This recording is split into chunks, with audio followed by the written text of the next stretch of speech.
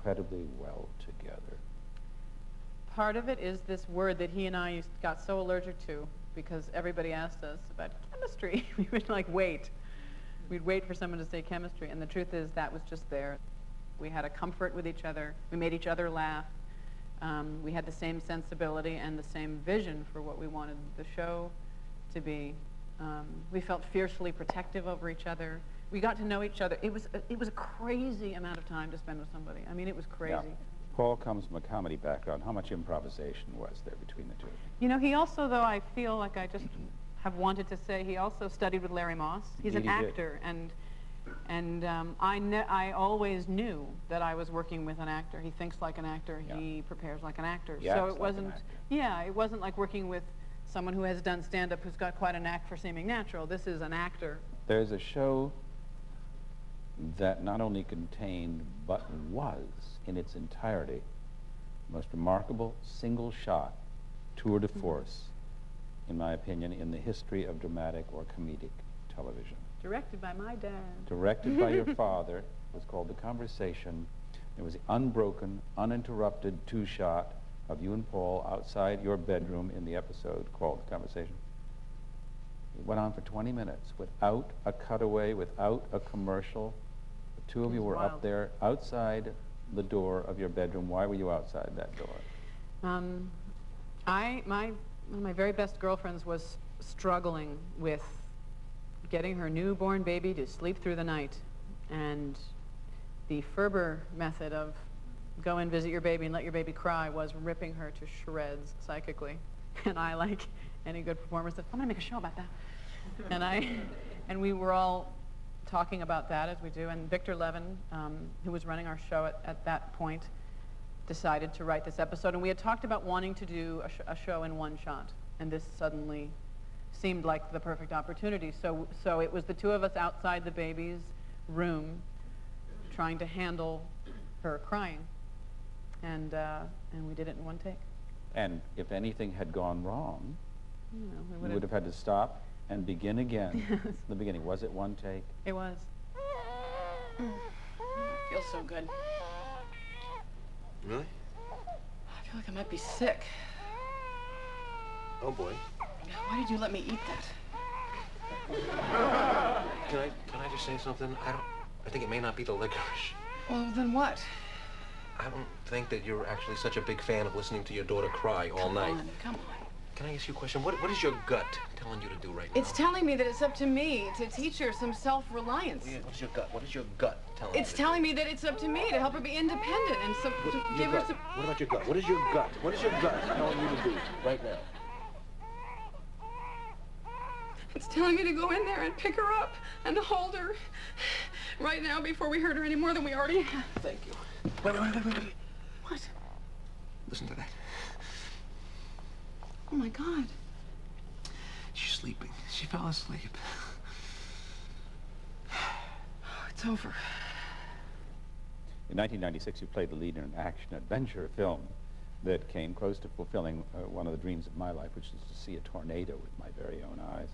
How did this role in Twister come to you? Jan de Bont wanted me in the part. I remember driving from work at Mad About You to meet with Steven Spielberg and Jan and through the producers, Walter Parks and Laurie McDonald, and I was just absolutely sure I wasn't going to do this. I just knew what this was. I was going to be there in my denim shirt and my glasses and be a scientist. And then I got there and they talked about, in the middle of this action movie, wanting to have this woman who was kind of a maniac, who was kind of a tornado herself, and obsessed and fiery and a little nuts, and I got excited about it. You've used the word a couple of times. Do you like to be a little nuts in a part? Sure. Sure. That's part of it, isn't it? Yeah. I mean, it's certainly fun to touch the edges of what is safe. I don't know that a part is interesting if you don't do that. There were a lot of writers that contributed to that movie, but one of them said that when he was working on her, he thought of her as Ahab, thought of it as Moby Dick and thought of her as Ahab. And for me, that little sentence coming out of that writer's mouth gave me something. I mean, I read a Jungian analysis of Moby Dick. Did you really? Yeah, because I knew in a way, if you're in the middle of an action movie, it's even harder. You don't have all the tools right at your fingertips to help you turn in a performance you believe in. I mean, twister or no twister, I had to stand there, look Bill Paxton in the eye and talk about what this thing had done to me as a child. And I had to pull that off and feel okay about it, feel better than okay, feel good about it. So I needed to do all the kinds of homework I do if I'm doing Twelfth Night, to feel like I did the best I could. With Christopher Reeve and Val Kilmer Ford here, we've talked about the intricacies of working with special effects. How did you deal with the amazing special effects of Twister? What was actually happening to you on that set? Surely you weren't seeing tornadoes swirl around you. I wasn't, but I have to say, they were throwing so much crap at us that it was... There were jet engines blowing on us, there were fire hoses, there were men whose job it was to stand in front of a fan and throw crap in front of it so they could blow on it. So, as unpleasant as it was, it made the job as an actor easier because you don't have to pretend to be miserable. You don't have to pretend to be blown away. I was being blown away. In 1998, Helen Hunt and Jack Nicholson won the Best Actor and Actress awards for their roles in an acerbically funny movie called As Good as It Gets.